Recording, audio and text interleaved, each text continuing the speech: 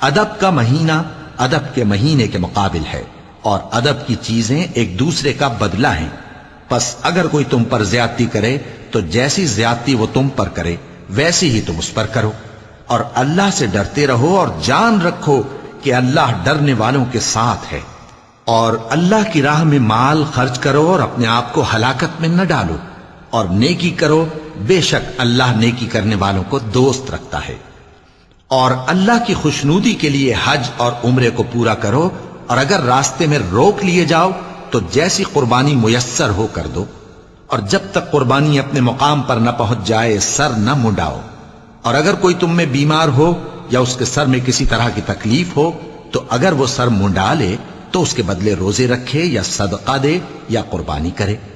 پھر جب تکلیف دور ہو کر تم مطمئن ہو جاؤ تو جو تم میں حج کے وقت تک عمرے سے فائدہ اٹھانا چاہے وہ جیسی قربانی میسر ہو کرے، اور جس کو قربانی نہ ملے وہ 3 روزے ایام حج میں رکھے اور 7 جب واپس ہو، یہ پورے 10 ہوئے۔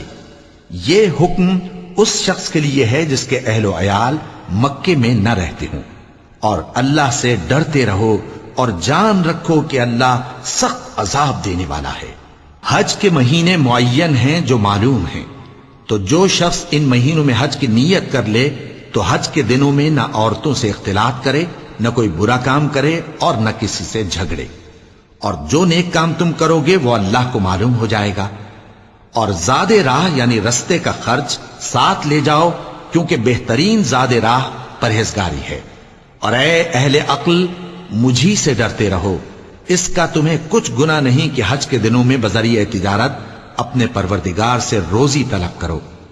اور جب عرفات سے واپس ہونے لگو تو مشعر حرام یعنی مزدلفہ میں اللہ کا ذکر کرو، اور اس طرح ذکر کرو جس طرح اس نے تم کو سکھایا، اور اس سے پیشتر تم لوگ ان طریقوں سے محض ناواقف تھے۔ پھر جہاں سے اور لوگ واپس ہوں وہیں سے تم بھی واپس ہو، اور اللہ سے بخشش مانگو، بے شک اللہ بخشنے والا ہے، رحمت کرنے والا ہے۔